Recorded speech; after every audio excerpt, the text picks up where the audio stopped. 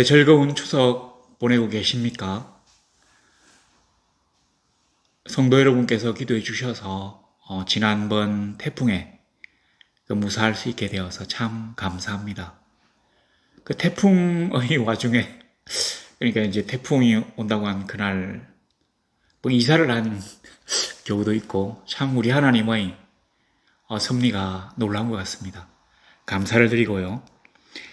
오늘 우리 추석 지금 연휴 중인데 그래서 잔치에 대한 얘기를 하려고 합니다. 우리 주님께서 워낙 강력하고 놀라운 기적들을 많이 행하시고 가셨기 때문에 주님이 그 기적을 행한 것을 본 산정인들, 이런 제자들이 이제 점점 나이가 들어가지고 그 소천하고 난 다음에 거의 남지 않았을 때, 그러니까 이제 전혀 주님을 직접 대면하지 못한 제자들이 막 생기고 났을 때 사람들은 예수 그리스도가 가짜로 왔다, 허구의 인물이다 이렇게 생각하는 경향이 많아졌다고 합니다. 생각해 보세요. 막 이렇게 오병이어의 기적이라든지 또는 그 바다 위를 걷는 기적, 그리고 죽었던 사람도 살리는 이 놀라운 기적은 보통의 믿음으로는 받아들이기가 어렵습니다. 자, 그래서 이 사도 요한이 이 사람이 이제 이분이 유일하게 제자들 가운데서 순교하지 않고 말년까지 살았어요. 그가 밤모섬에 귀향을 갔다 와서 이제 그 요한계시록을 적고 난 다음에 이 요한복음을 적었다고 합니다. 아니면 적어도 요한계시록과 요한복음을 동시에 적었다고 합니다. 왜 적었는가 하니 예수님이 이제 가짜 인물이다, 그건 지어낸 얘기다, 이런 얘기들이 이제 막 퍼지고 나가니까 아니다, 그는 살아계신 하나님의 아들이다. 그리고 이 땅에 오셔서 우리와 함께 거하시며 울고 웃으시며 식사하시며 고난받으신 십자가상에 실존하는 인물이다 하는 것을 보여주기 위해서 이 요한복음을 기록합니다. 아마 에베소에서 적었다고 하는데 어쨌든 간에, 근데 이 요한복음을 적을 때 이 아주 이제 인생의 오랜 기간을 겪고 난 다음에 사도 요한이 비로소 든 생각이 뭐냐면, 하나님의 나라, 천국은 마치 이 땅에서 우리가 혼인잔치에 들어가는 것과 같다. 천국은 잔치다. 기쁨과 즐거움, 그리고 풍요로움이 있는 곳이다. 그래서 형제들아 서로 사랑하라고 얘기를 한 것입니다. 이 요한복음에는 모두 7가지의 예수가 하나님의 아들이라고 하는 증거를 기록해 두었습니다. 그 중에 첫 번째가 바로 이 가나의 혼인잔치입니다. 자, 우리가 이렇게 이제 요한복음에 대해서 알아봤지만 요한복음을 완벽하게 파악하기는 좀 그렇고, 자, 우리 2장 1절에 보니까 사흘째 되던 날 갈릴리 가나에 혼례가 있어. 사흘째 되던 날이라고 하는 말이 2장 1절에 나와 있는데 어떤 걸로 기준해서 사흘째 되는 날이냐면, 앞에 그 나다나엘과 빌립의 1장에 나오는데 그때 그 나다나엘과 빌립하고 얘기한 때로부터 사흘째라고 하는 얘기입니다. 그리고 여기가 갈릴리 가나인데 그 나다나엘과 빌립하고 얘기할 때는 유대였어요. 그러니까 그 이틀 사이에 예수님과 제자들은 유대에서 갈릴리로 올라와서, 갈릴리 가나는 그 갈릴리 중에서도 제일 북쪽인 것 같습니다. 그리고 갈릴리가 아마 요 갈릴리 바다에서 밑에 쪽인 것 같은데, 요 가나는 거의 갈릴리 바다 쪽으로 이렇게 올라가 있어요. 나사렛하고 좀 가까운 곳이랍니다. 가까워도 바로 옆 동네는 아니고요, 제법. 하여튼 가까웠대요. 자, 그랬는데 이 잔치에 참여하려고 하면 유대에서 갈릴리까지 올라오는 것도 힘이 드는데, 사실은 요 유대와 갈릴리 사이에 사마리아라고 있습니다. 근데 유대인들, 정통 유대인들은, 이스라엘 사람들은 이 사마리아 사람들을 자기네 동족으로 여기지 않아요.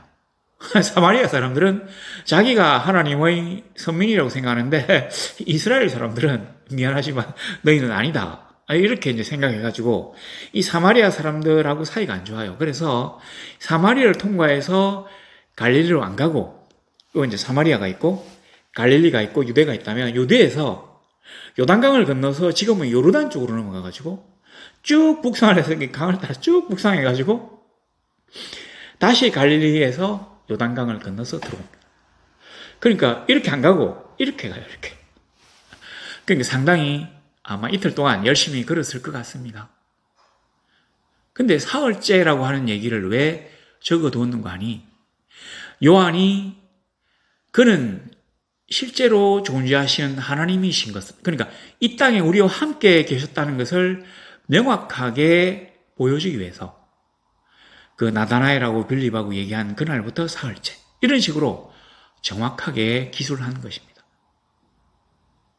우리가 사도들의 그 복음서를 보면 막 믿음이 생기는 이유가 이거잖아요. 내가 보았다.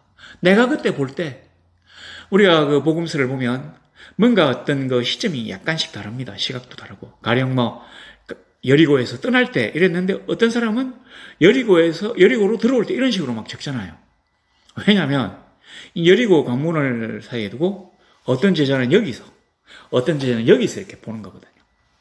여하튼 뭐 이제 그런 식이기 때문에 조금씩은 기술 방법이 다를 수 있습니다. 내가 보았다. 내가 보았기 때문에 내 눈에는 그렇게 보였기 때문에 그렇게 적어 놓은 것입니다. 우리가 이 땅에서 하나님의 종인이 되려고 하면 우리가 먼저 하나님의 은혜를 체험해야 합니다. 내가 겪었다. 내가 체험했다.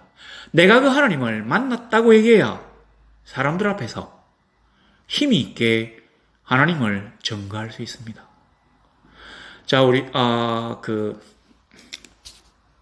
특히 이제 우리 믿는 사람들이 믿지 않는 사람들에 비해서는 수가 적기 때문에 대개 그 추석이나 뭐 설 같은 명절 때 약간은 그 수세적인 입장에 처할 수 있습니다.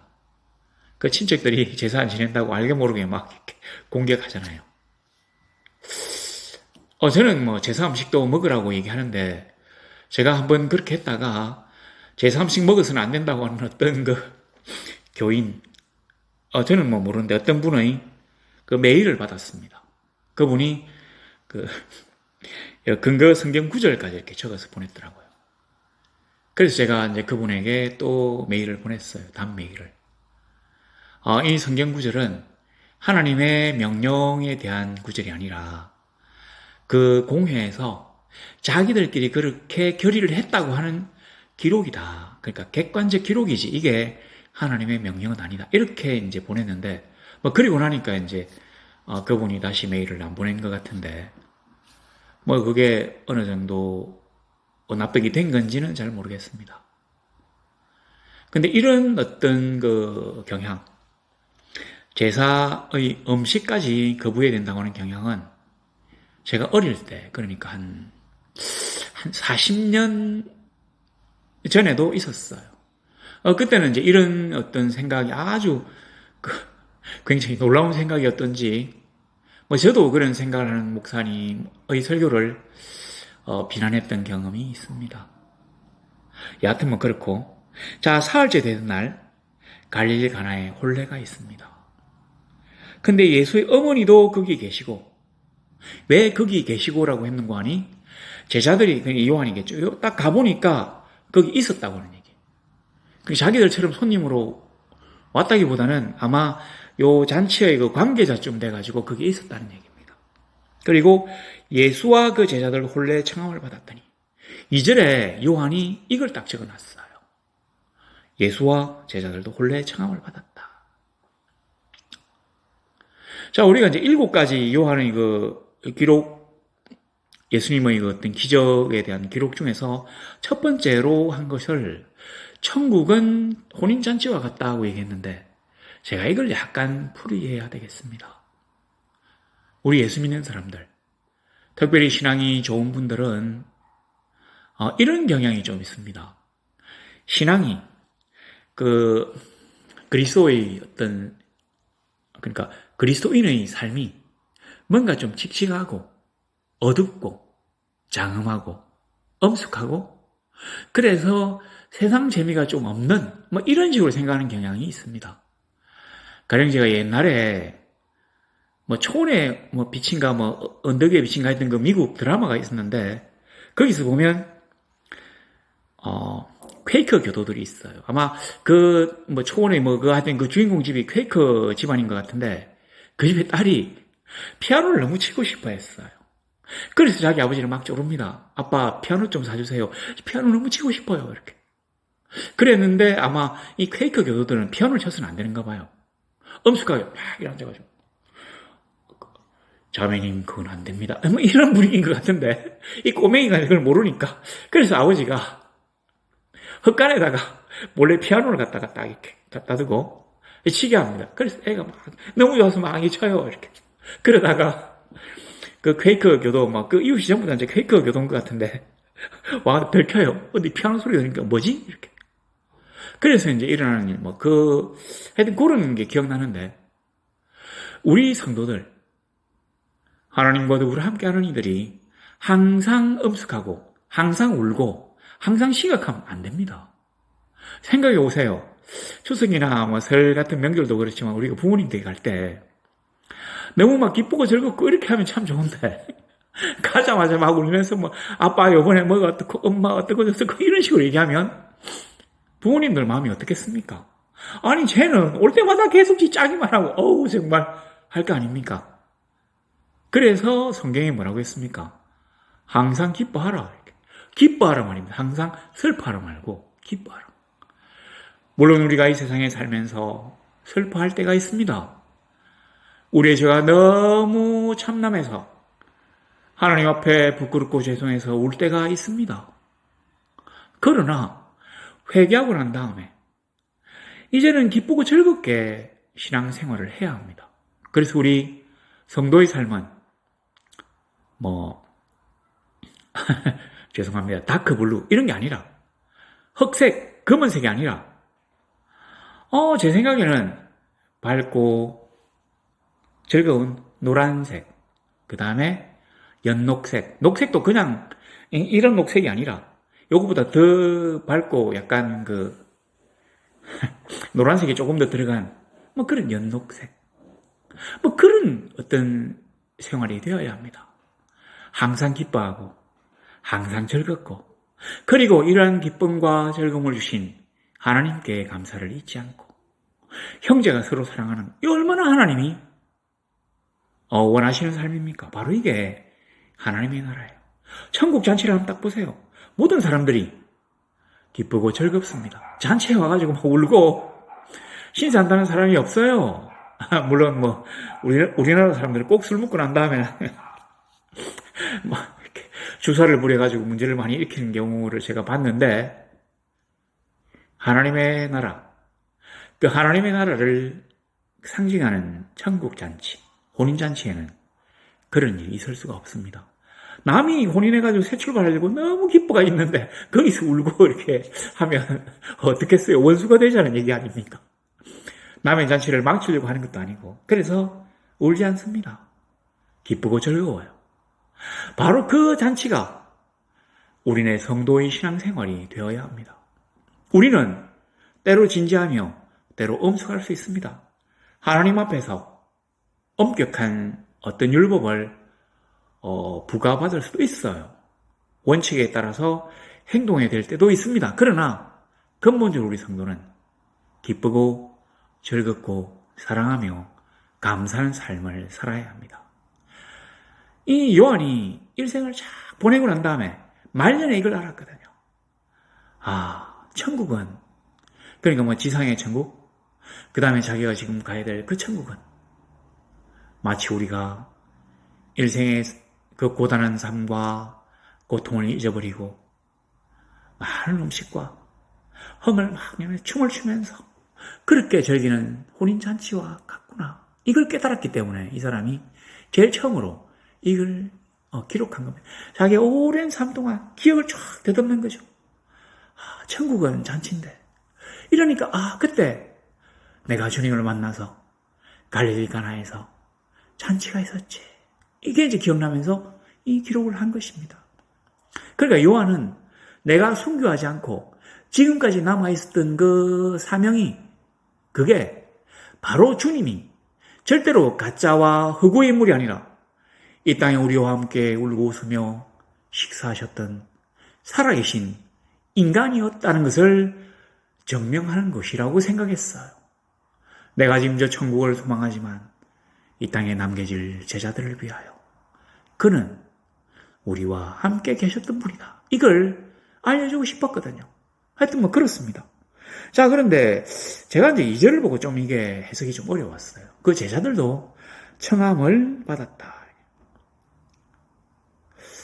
실제로 이제 우리가 약간은 의문을 가질 수 있는데 정말 놀라운 사실은 예수님이 마태복음 보면 그 예수님이 제자를 갖다 부르신 게 앞쪽에 축지가 났잖아요. 한 2장쯤에.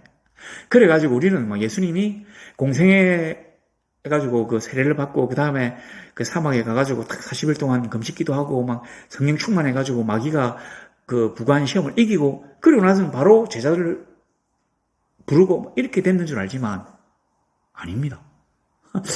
정말 놀랍게도 우리 주님이 제가 이거 보면 참 그 좀 위로를 받는데 주님이 공생애 꼴랑 3년 하셨잖아요. 그랬는데 첫 번째 년도는 제자를 부르시지 못했어요. 아무도 주님을 따르지 않았습니다. 아마 첫 번째 년도에 주님을 따르려고 했던 사람이 이 요한하고 뭐 몇 명이 있었던 모양인데 우리가 좀 심도 있게 생각한다면 이 사람들도 주님을 본격적으로 따르진 않았다. 그럼 주님이 12사도, 12사도를 언제 부르셨는가 하니 놀랍게도 두 번째, 첫 번째, 두 번째, 세 번째, 두 번째 해의 한 중반쯤에 불렀다고 하는 것이죠. 그 전까지 우리 주님은 혼자서 어떨 때는 막 잘 되다가 어떨 때는 사람들이 막 칭송하다가 어떨 때는 힘들다가 이렇게 지내신 모양입니다.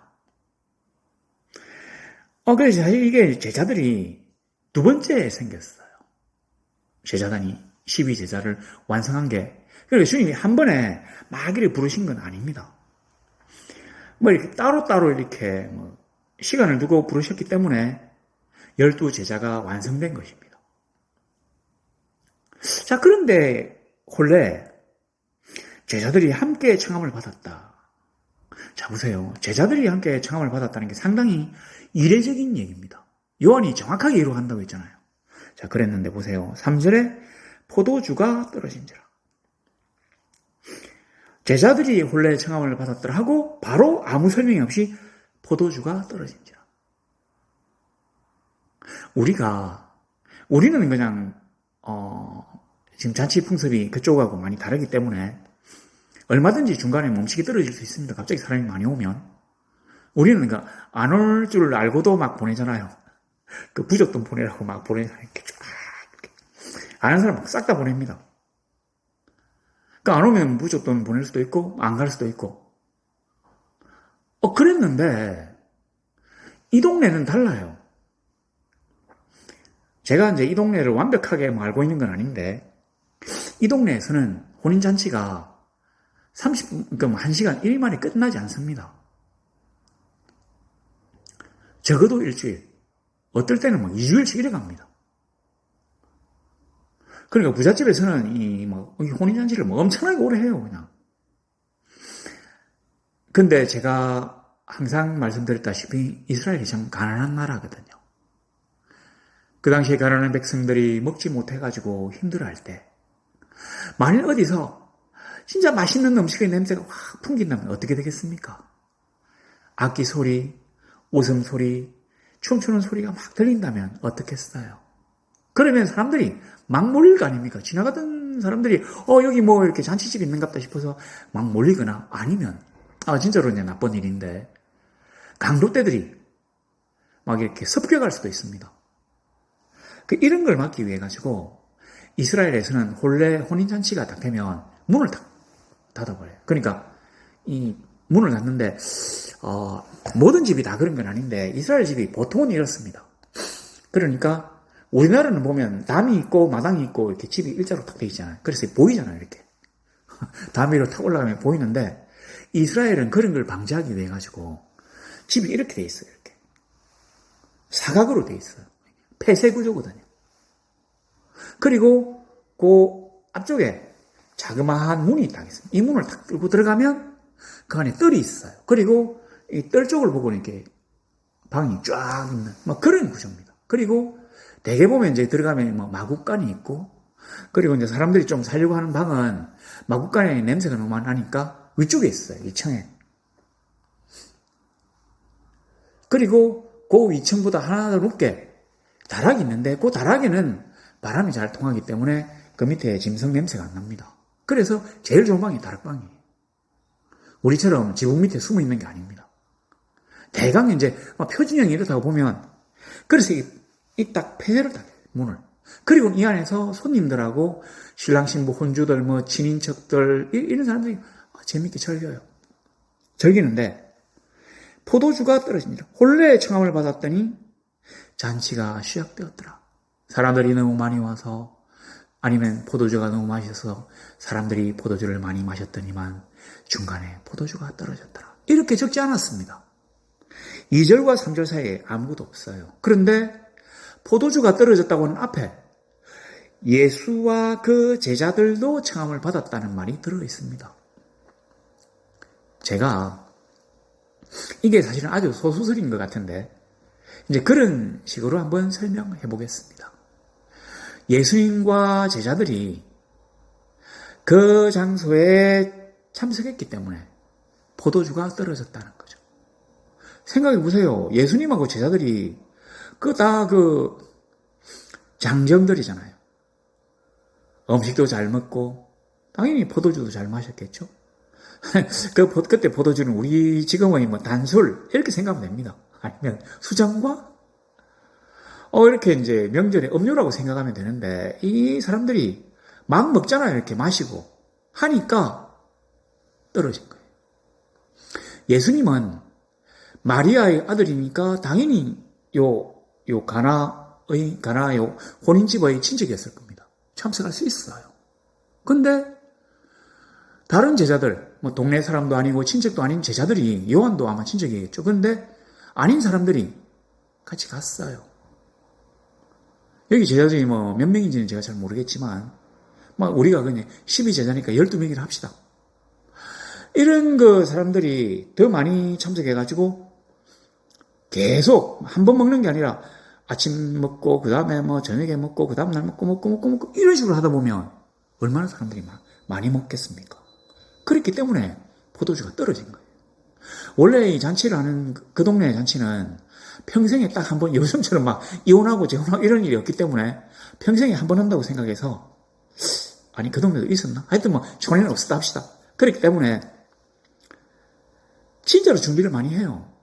그 옥합이라든지 그래가 기름 붓고 그 다음에 눈물병 깨고 하는 거 보면 이 신부들이 자기의 일생에 딱 한 번 있는 어떤 신랑을 만나는 그날을 위해 가지고 이 향유라든지 이걸 돈을 모아서 사거든요. 그래서 보관을 해요. 그때 깨려고. 그리고 그 눈물병에 눈물을 채워요. 원래 첫날 밤에 자기 신랑에게 나의 순결이라고, 나의 당신을 위한 어떤 눈물이라고 주려고, 그 정도로 이 사람들이 혼례를 준비를 많이 합니다.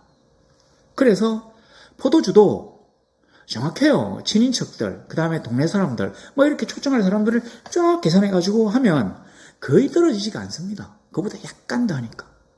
근데 생각지도 못했던 주님의 제자들이 왔어요. 청했으니까 왔지. 그 말은 맞는데, 이런 식으로 우리 한번 생각해 봅시다. 예수님을 보고 이제 마리아가 얘기를 하겠죠. 그래, 제자들이 있으면 제자들도 데리고 와라. 그랬는데, 요한도 제자거든요. 그랬는데, 알고 보니까 너무 많아요. 그래서 생각지도 못했던 사람들이 많아졌다는 말입니다. 뭐가 제끼니까 당연히 포도주가 중간에 떨어지죠. 근데 그 얘기를 여기다 적어 놓은 겁니다. 제자들이 너무 많이 먹고 마셔가지고 포도주가 떨어졌다 이렇게 안 하고, 청함을 받았더니 포도주가 떨어진지라. 청함을 받았더니 떨어진지라고 하잖아요. 뭔가 둘 사이에 상관관계가 있다는 얘기입니다. 여하튼 그래가지고 자, 그리고 난 다음에 예수의 어머니가 예수에게 이르되 저들에게 포도주가 없다. 그러니까 포도주가 바닥이 났다. 이렇게 얘기를 합니다. 마리아는 아마 이 홀렛집의 혼사가 있는 요 집의 아주 가까운 친척이었던 모양입니다. 그러니까 그 부엌에서 막 일을 하는데 포도주가 떨어지니까 예수님에게 이제 얘기를 했어요. 생각해 보세요. 이게 포도주만 떨어지고 다른 음식은 있는데 뭐 이게 어떻게 됐는지 모르지만 이 중간에 그 봉한 거를 또 열어가지고 나와서 어떤 포도주를 구하러 가기가 어렵습니다. 요즘 같으면 뭐 마트나 이런 데 가면 얼마든지 이런 걸 구할 수 있지만 이 당시에 이게 힘들어요. 그렇기 때문에 뭐 가나라고 하는 동네에서는 구하기 어려웠을 겁니다. 아마 그 갈릴리에서 제일 큰 도시 가버나움까지 가면 혹시 있지 않았을지도 모르지 있을 수도 있는데 뭐 술도가 같은 데 가면 거대한 포도주 뭐 창고가 있어가지고 뭐 물론 할 수도 있을 것 같은데 그때 그까지 갔다 왔다 하기가 어렵잖아요. 차도 없고 사람들이 막 나귀 타고 가든지 아니면 뭐 술에다가 막 이렇게 가서 싣고 와야 되니까 사실 그렇게 되면 잔치가 중간에서 흥이 다해서 깨집니다. 옛날 그 유대인 그 술꾼 랍비는 이렇게 얘기를 했대요. 포도주가 없으면 기쁨도 없다. 한번 그 정도로 이 동네 사람들이 그 좋아했던 것 같은데, 자, 그러니까 예수님 뭐라고 합니까? 여자여 나와 무슨 상관이 있나이까? 여자여 나와 무슨 상관이? 여자여라고 하는 말은 진짜로 영어로 woman이라고 하는 말입니다. 그래서 예수님이 참 버릇이 없다. 이렇게 생각하는 사람이 있는 것 같은데, 여기요 여자여라고 하는 말은 예수님이 십자가상에 달렸을 때도 마리아를 보고 하셨던 얘기예요. 그래서 주님이 하는 요 여자여라는 말은 우리나라 말하고는 전혀 이렇게 좀 맞는 말이 없어가지고 막 이렇게 번역이 됐는데 이렇게 생각을 했습니다. 나의 사랑하는 여인이요. 어머니, 나의 사랑하는 여인이요. 사랑합니다. 이런 말이에요. 아주 친근하며 애정있고 존중하는 그런 말입니다. 나와 무슨 상관이 있나이까? 이 말은 조금 다르게 해석을 해봅시다. 나와 무슨 상관이 있나이까 하지 말고 어머니나 나하고는 전혀 상관이 없습니다. 아니 포도주가 떨어진 건 혼주가 책임을 져야지 우리가 혼주도 아닌데 무슨 상관이 있습니까? 이 얘기입니다. 우리가 이제 생각하는 게 뭐냐면 바로 이 포도주가 떨어진 이 부분이에요. 우리는 우리끼리 착한 사람들이 모여가지고 바르고 멋지게 살면 이 땅에 지상 천국을 만들 수 있을 걸로 생각했습니다. 그래가 나온 게 공산주의잖아요. 얼마나 멋진 제도입니까? 들어보면 막 굉장해요. 모든 사람들이 다 일해가지고 같이 일해가지고 필요에 따라서 들고 간다. 와 너무 멋있다. 그랬는데 막상 해보니까 아니잖아요. 진짜로 그거는 이거 완전히 우리가 스스로 지옥이라고 하는 자본주의 지옥하고는 비교할 수는 끔찍한 지옥이 되거든요. 왜냐하면 인간이 이기적이고 욕심 많은 존재라고 하는 걸 까먹었기 때문입니다. 그걸 까맣게 잊어버렸기 때문에 전혀 그렇게 생각하지 않았기 때문에 우리 인간들이 만든 제도는 항상 오류가 있거나 변수가 있습니다.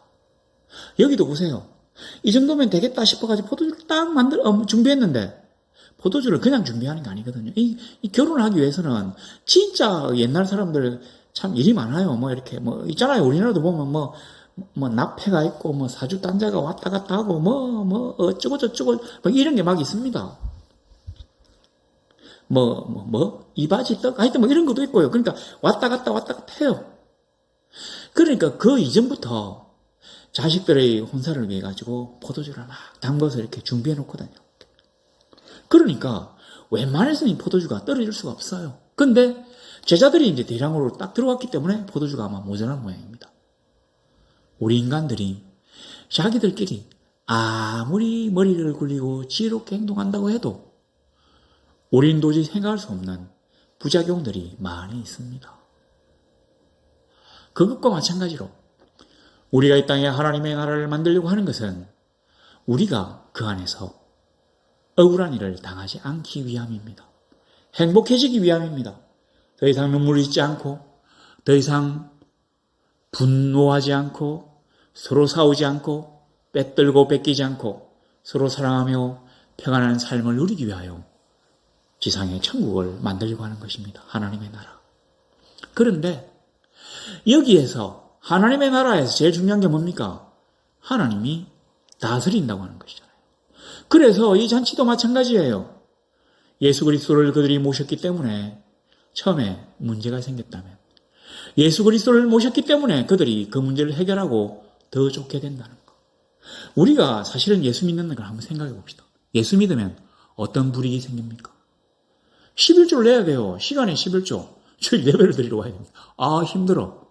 주일은 우리가 쉴 수 있는 엄청나게 아름다운 날이거든요. 소중한 날이거든요.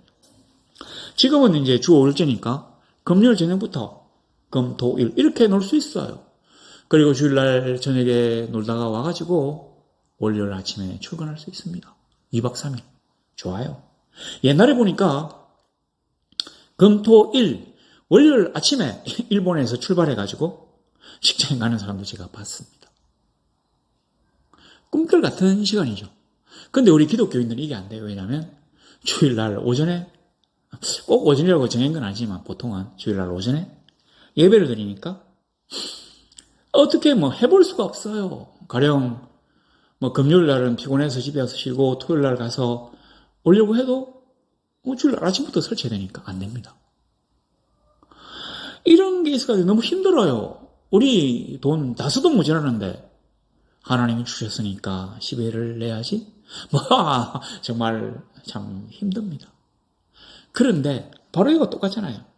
제자들이 왔기 때문에 포도주가 떨어졌어요. 그랬는데 우리가 하나님을 모셨기 때문에 그것과는 비교할 수 없을 정도로 엄청나게 크고 아름다운 일들이 우리를 위하여 예비되어 있다고 하는 것입니다. 그리고 주님이 말씀하십니다. 내 때가 아직 이르지 아니하였나이다. 자, 이 말은 내가 아직 본격적으로 기적을 베풀면서 사람들을 갖다 모아가지고 하나님의 놀라운 일을 할 때는 아직 멀었습니다. 이 얘기입니다. 그러니까 우리 주님이 아마 그 초기에는 기적을 안 행하셨던 모양입니다. 참, 우리는 이해할 수 없는데. 그랬던 모양이에요. 자, 5절에 근데 그의 어머니는 하인들에게 이르되 너희에게 무슨 말씀을 하시든지 그대로 하라 하니라.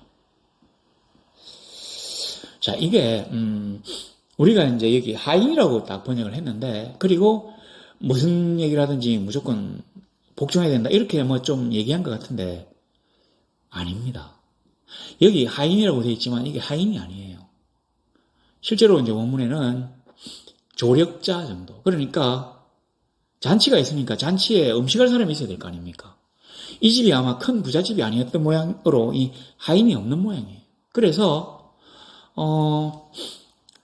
친인척이나 동네 사람들 중에서 일해주러 온 사람들이에요. 요 하인하고 뭐가 다릅니까? 하인은 시키면 시키는 대로 내가 도저히 납득이 되지 않아도 순종해야 되는 사람이라면 일해주러 온 사람들은 자기의 그 생각대로 얼마든지 이 사람들의 요구를 거부할 수 있는 사람들입니다. 택도 아닌 소리, 나는 그거 안 들어. 말도 아닌 소리라고 있어. 빨리 가서 왜 와? 이렇게 얘기할 수 있는 사람들이에요. 그렇기 때문에 마리아가 진짜로 간곡하게 이 사람들에게 부탁한 것입니다. 미리 와서. 예수님이 얘기하는 게 일하러 온 사람들의 머릿속으로 납득이 안 될 확률이 높았다고 생각한 모양입니다. 마찬가지입니다. 우리는 이 적은 머리로 이해되지 않는 하나님의 명령에 대해서는 얼마든지 거부하려고 하는 그런 용의가 꽉 들어차 있습니다. 에이, 말도 아니다. 그런 하나님이 아니야. 이렇게 우리가 하나님의 성격까지 마음대로 규정할 생각들이 있습니다. 내가 원하는 대로 하나님이 명령하시지 않는다면 나는 그 명령에 따르지 않겠다고 하는 생각들이 있어요. 그래서 나는 나의 생각과 논리를 증거하기 위한 성경 구절들이 필요한 것이지. 내가 그 성경 앞에 엎드리며 순종해야 된다고 생각지 않습니다. 자, 그랬는데 이제 막 얘기하잖아요. 그래서 근데 참 너무 신기하게 이 사람들이 예수님이 얘기하는 거 진짜 좀 사실은 이게 좀 이해가 안 되는 건데도 다 들었다는 거. 바로 이게 천국 잔치를 지상의 혼인 잔치를 천국 혼인 잔치로 만드는 원동력이었다고 생각합니다. 주를 모셨기 때문에 이 잔치가 영화로워진 건 맞지만 이 사람들이 그 잔치를 구성하는 구성원들이 하나님의 명령을 그대로 순종했기 때문에 여기에서 놀라운 기적이 일어나게 되는 것입니다. 우린 그걸 믿음이라고 생각합니다. 그가 말씀하신 대로 따르기만 하면 이 어려움을 해결할 수 있어. 이 문제가 해결될 것이야.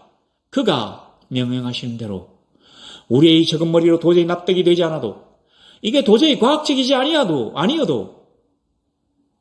논리적이지 않아. 이성적이지 않아. 나는 도저히 이해할 수 없어. 그러나 그는 전능하신 하나님이시기 때문에 그는 우리 인간이 가지는 논리와 이성을 뛰어넘는 과학을 뛰어넘는 놀라운 지혜를 소유하신 분이기 때문에 그의 말씀대로 하기만 한다면 기적이 일어날 수 있어. 이 문제가 해결될 수 있어라고 믿는 믿음의 성도들이 그 구성원들이 있기 때문에 세상이 바뀌는 것입니다. 이 천국 잔치를 우리가 생각해 보면 하나님의 나라라고 해서 여기 이제 하나님의 나라의 표상이긴 하지만 모두 다 예수를 믿는 사람들은 아니에요.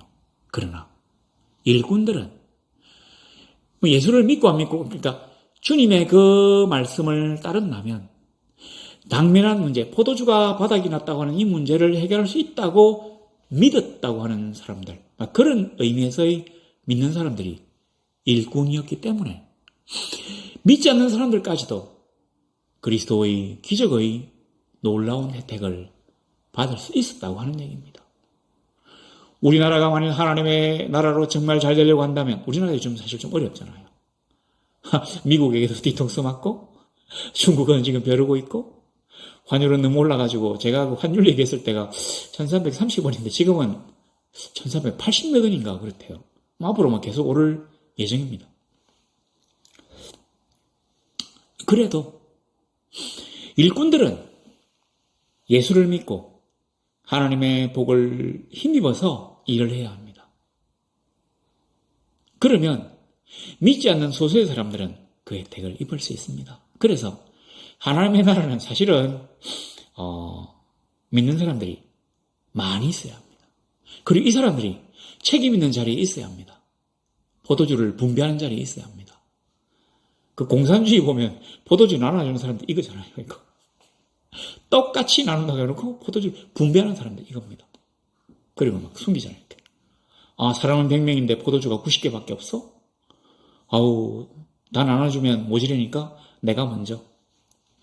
그리고 모자라니까 포도주 양을 조금씩 줄여요. 하여튼 그런 욕심 이런 게 천국 잔치를 갖다가 인간의 아주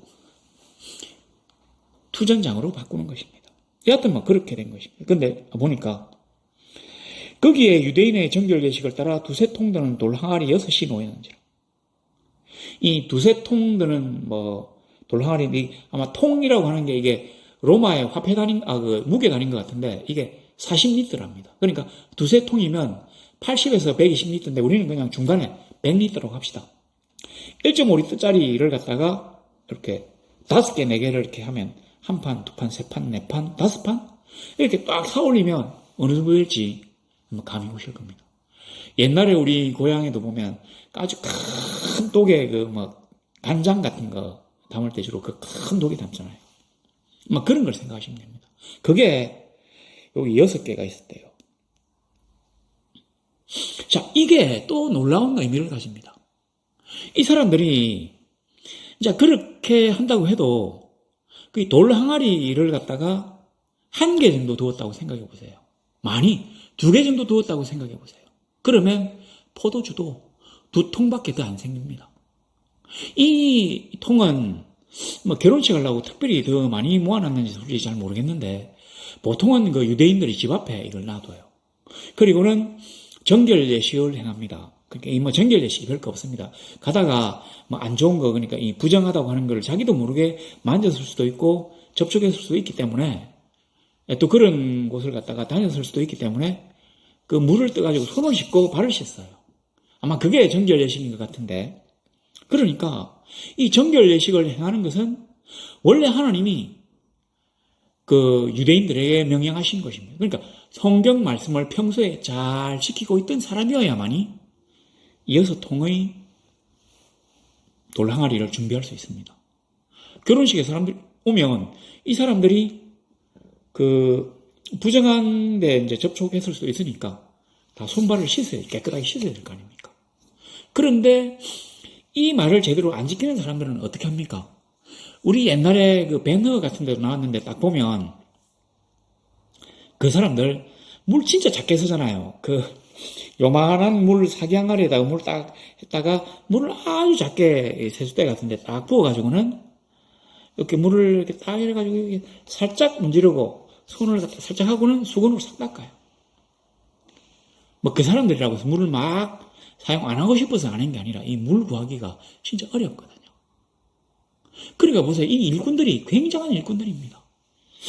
여기에는 예수님에 대해서만 나와 있지만 이 600리터가 되는 어마어마한 그 양을 채우려고 하면 많은 사람들이 물을 갖다가 여기 채우려고 하면 저 멀리 있는 우물까지 가서 떠와야 됩니다. 우리 유대의 우물 잘 알잖아요. 아주 깊숙한 곳에 있기 때문에 뚜레박으로 내려도 진짜 엄청나게 막 이렇게 올려야 돼요. 아니면 진짜 깊은 계단을 파가지고 땅 밑에까지 가서 떠옵니다. 그 하란의 우물이 저 밑에 뭐 150계단인가 밑에 내려가서 떠오는 거라고 했잖아요. 대부분 유대의 우물도 그렇거든요. 물론 갈릴리 가나니까 그 갈릴리 호수 인근에 있기 때문에 물이 조금은 더 사정이 좋았겠지만 자기 집 마당에 있는 우물이 아니에요. 없어요, 우물이. 제가 얘기했잖아요. 자기 집 마당이 이렇게 생겼다고. 그리고 중간에는 우물이 있을 수가 없습니다. 그 정도로 막 우물을 갖다가 이렇게 누가 한 명이 이렇게 막 독점하게 되면 난리가 나요. 그러니까 우물은 저 동네 중간이나 아니면 동구 밖에 있습니다. 나무가 좀 있고 이런 곳에 우물이 있어요. 이렇게 막 햇볕도 좀 가리고 하는 곳에. 그러니까 사람들이 거기 가서 우물에서 물을 기러 오는데 요만한 통에 이렇게 짊어지거나 아니면 이고 이렇게 오는데 여자들이 많이 못 들고 옵니다. 근데 그 거대한 통에 물을 갖다가 묵묵히 길었다고 하는 거. 바로 이게 이 기적의 원동력이 되는 것입니다. 우리가 하나님의 말씀을 평소에 준행하는 것. 그래서 6통이나 되는 이 사람들이 오면 그 정도 손님이 온다고 생각했으니까 이렇게 씻고 씻어야 되니까 하나님의 말씀을 평소에 잘 지켜야만이 기적이 일어나는 것이에요. 하나님의 말씀을 잘 지키는 사람들이 모인 곳이 천국 잔치가 되는 것입니다. 왜 이거를 천국 잔치의 표상이라고 하느냐 하면 우리가 생각할 때 예수 믿는 사람은 아닌데 이 사람들은 다 하나님을 믿는 사람들입니다. 구약 성경을 잘 지키는 사람들이에요. 자기들끼리는 자기가 하나님의 선민, 선택된 사람이라고 생각합니다. 하나님의 선택된 자녀들이 모이니까 이 천국 잔치잖아요.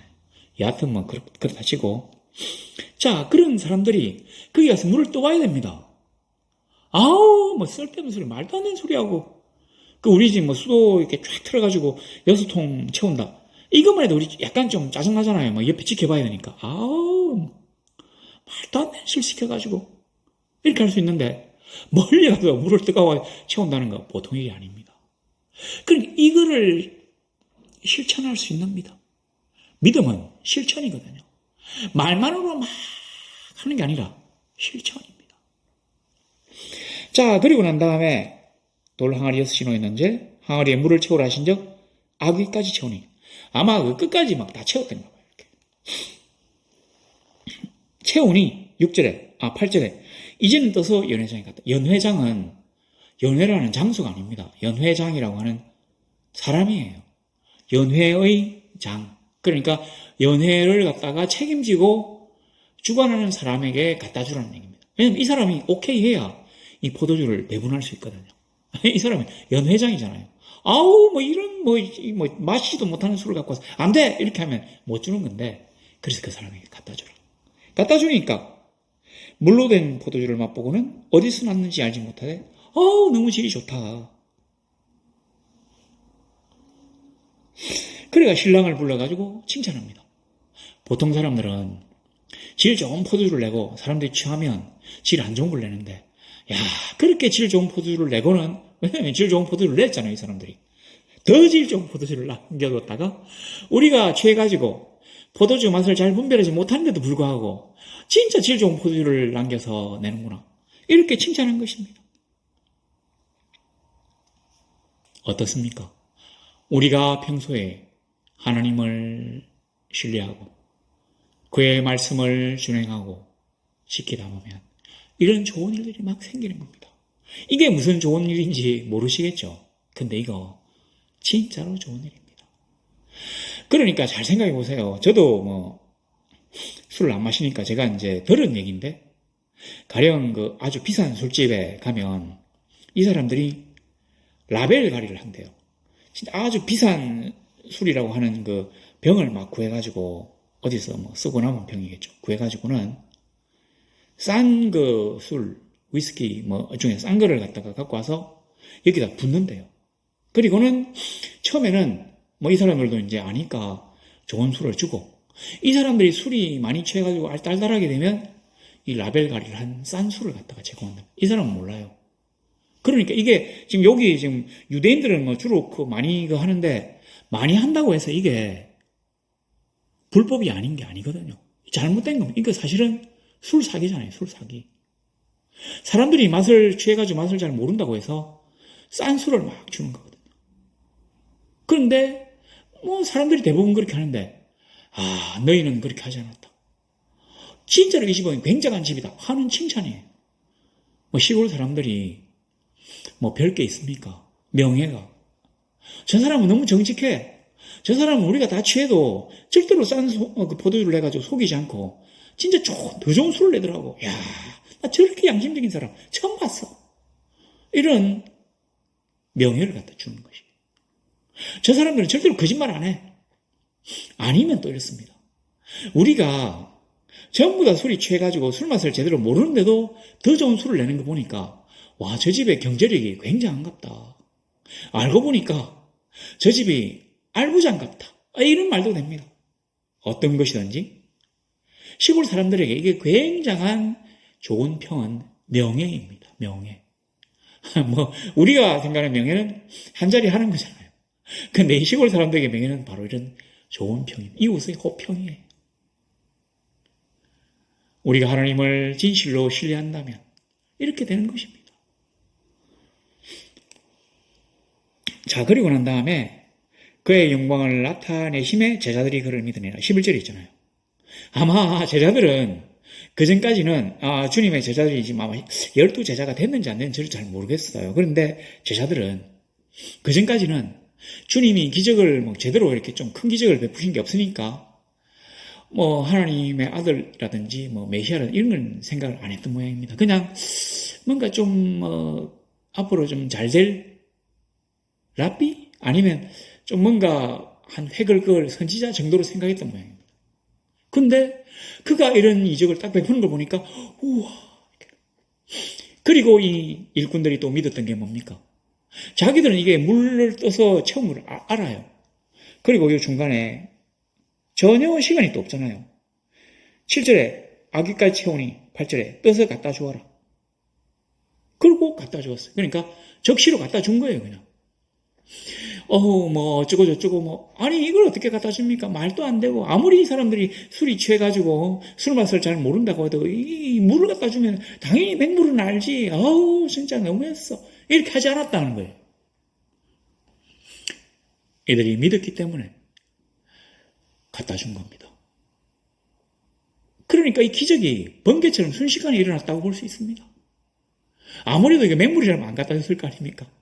물을 넣자 포도주가 된 거예요. 포도주를 보였다든지. 그래서 이 일꾼들이 이걸 믿고 갖다 준 것입니다. 그렇게 믿음이 중요한 것이에요. 우리 하나님이 이 땅에 오셔서 우리 주 예수 그리스도가 되셔가지고 제자들과 함께 공생애를 시작하려고 하셨어요. 아마 이때는 아직 본격적으로 시작하기 전이었던 모양입니다. 제자들은 주님이 놀라운 하나님이신 것을 알지 못합니다. 지난주에 나다 이렇게 말씀하시지 않았던 모양이에요. 그랬는데 그들이 믿었어요. 그들이 행동했습니다. 그들이 순종했습니다.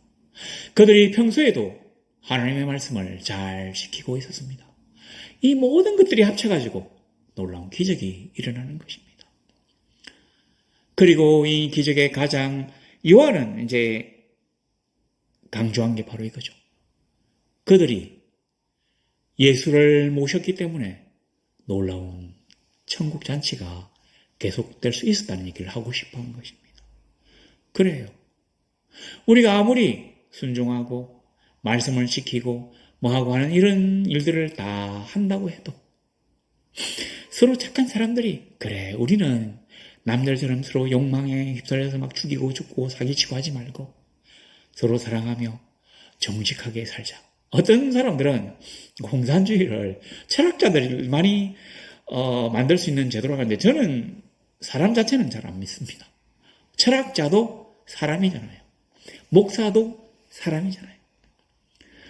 우리 하나님이 그 안에 계셔서 끊임없이 우리 인간들을 깎고 다듬고 자제시키고 교육하지 아니하시면 말씀으로 훈화하지 아니하시면 그렇게 되기가 어렵다고 생각합니다.